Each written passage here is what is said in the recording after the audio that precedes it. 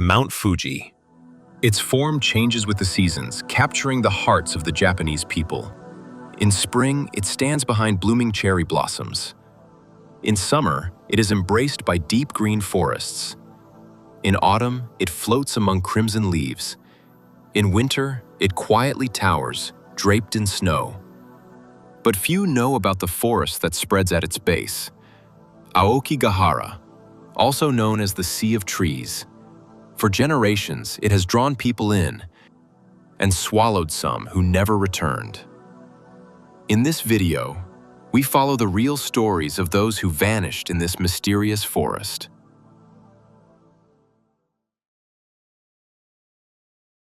Aokigahara. Dense, silent, endless. To some, it's just a forest at the base of Mount Fuji, but for many, it's something else entirely. Each year, hikers and travelers make their way into these woods. Some come for the nature, some are drawn by the mystery, and some don't plan to return. They bring tents, food, journals. They walk in alone. Days pass. No one hears from them. Their cars are found, abandoned at the forest's edge. A backpack leaning against a tree. Footprints that lead into the woods, and then stop. Search teams are sent. Volunteers comb the area. Sometimes they find bodies. Sometimes they find nothing at all. No struggle. No signs of violence. Just silence. As if the forest simply erased them. One man left a note in his car. It said, "I'm tired. Please don't look for me." Another brought a camera. Only a few minutes of footage was recovered. Then, static. These are not isolated cases. They happen year after year. And each time, the forest grows a little quieter. Aokigahara is often called the suicide forest, a chilling title, but one that didn't appear overnight. Its roots run deep into history, folklore, and human sorrow. Centuries ago, a cruel practice was whispered about in these woods. Ubasute. The act of carrying the old or sick into the forest and leaving them behind. To die. Some say it never happened. Others believe the spirits still linger. Even today, people say Aokigahara feels different, that the silence is heavier, that the forest watches. Then came the book. In 1960, Kuroi Jukai, The Black Sea of Trees, was published. It told the story of a young couple who end their lives together in the forest. The novel became a sensation. So did the forest. Years later, another book, Towers of Waves. This time, a single character walks into Aokigahara and never returns. Fiction, yes, but it left a mark. More and more people began coming here, not for the nature, but to vanish. Some left notes, others brought rope, some wandered without a plan, hoping the forest would decide for them. Local authorities stopped publishing the number of bodies found each year. It was too many, too often, too real.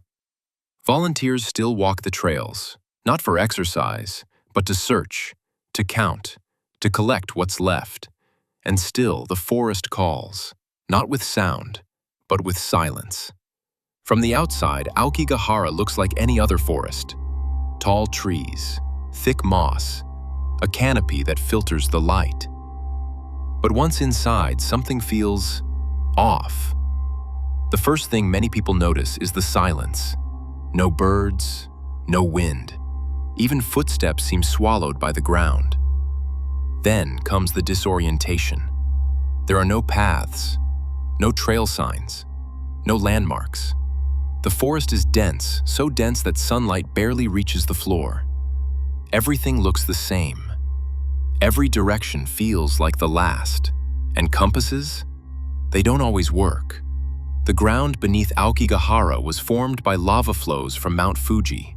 It's filled with iron-rich volcanic rock. That rock can disrupt magnetic fields.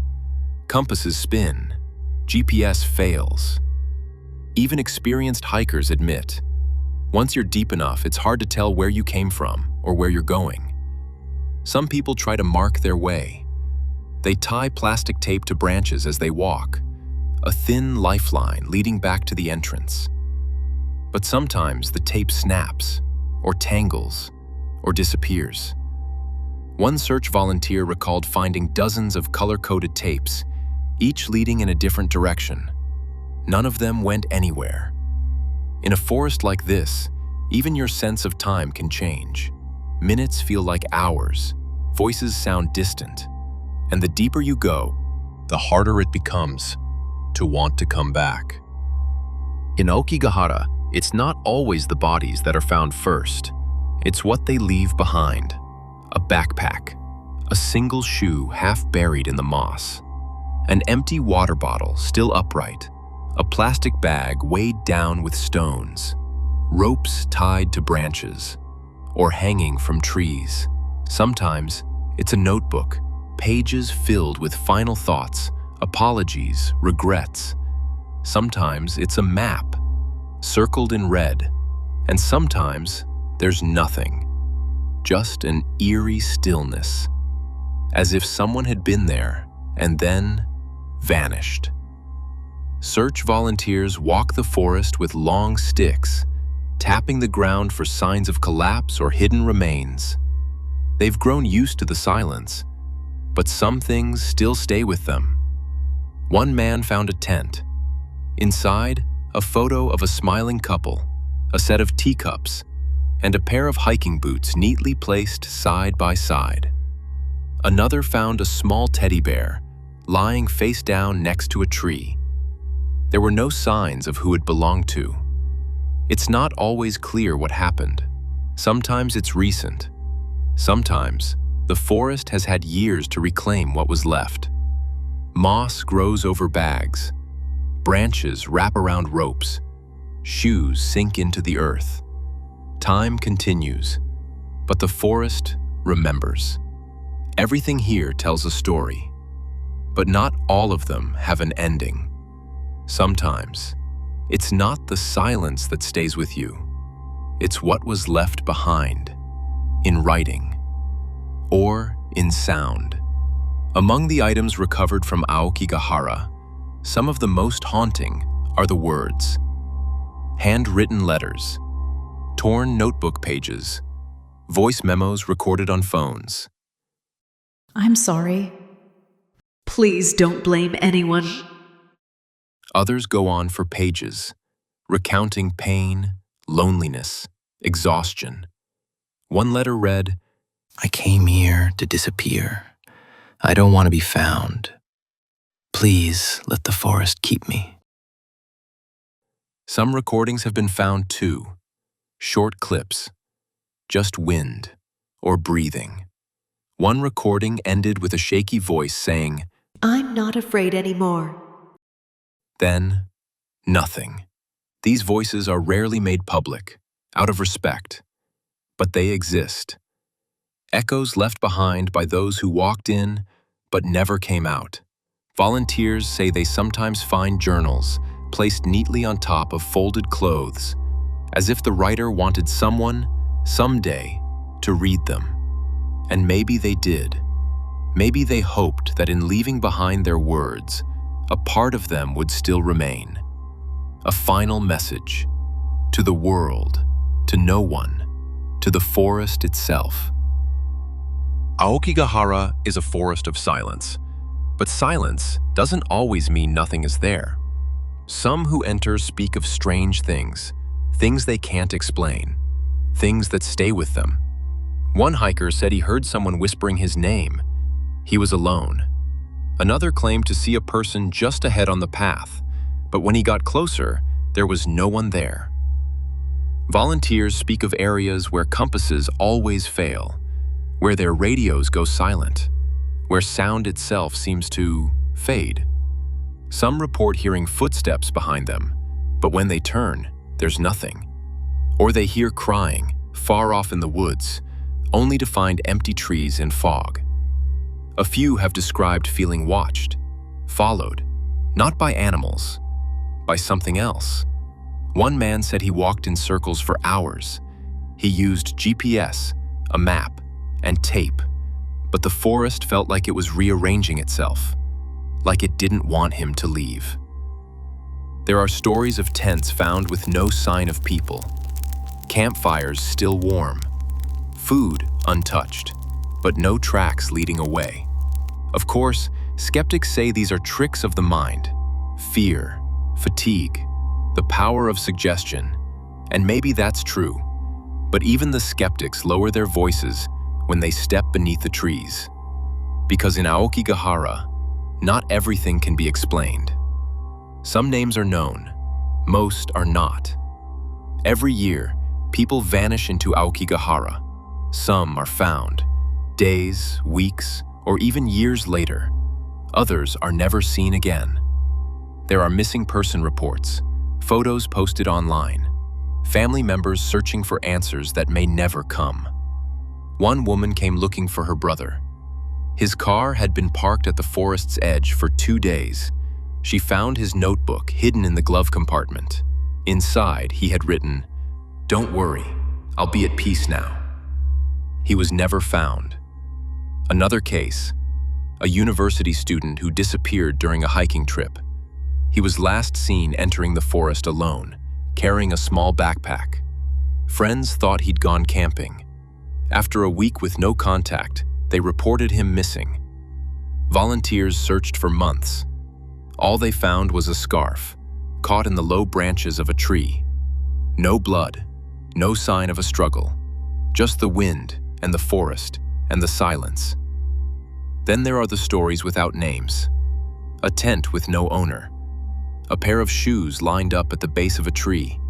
A camera with one photo taken, just trees and fog. Some of these people may have run away. Others may have chosen to vanish. But some may have never planned to leave at all. In the end, Aokigahara holds more than just trees. It holds questions, stories without endings, and people lost to time and to the forest. Most who enter Aokigahara stay near the edge. They walk the trails, take photos, then leave. But some go deeper. Beyond the marked paths, the forest grows thicker, darker, quieter. It's here that stories begin to change. People speak of places that don't appear on any map, clearings that vanish when you return, cabins that weren't there the day before, or strange symbols carved into trees, too clean, too fresh to be old.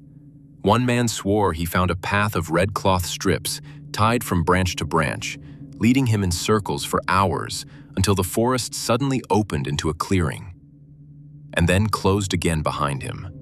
Another claimed to find an old shrine, half buried in roots, with offerings that hadn't rotted. There are rumors of a forbidden zone, no signs, no fences, just an overwhelming sense that you shouldn't go further. They say the air feels heavier, that the trees press in closer, that even sound disappears. Some believe this part of the forest isn't meant to be found, that once you cross a certain point, the forest watches you differently, and if it doesn't want you to leave, you won't. For everything strange about Aokigahara, there is usually an explanation. The silence? It's the dense trees absorbing sound. The compass problems, magnetic iron in the volcanic rock. The disorientation?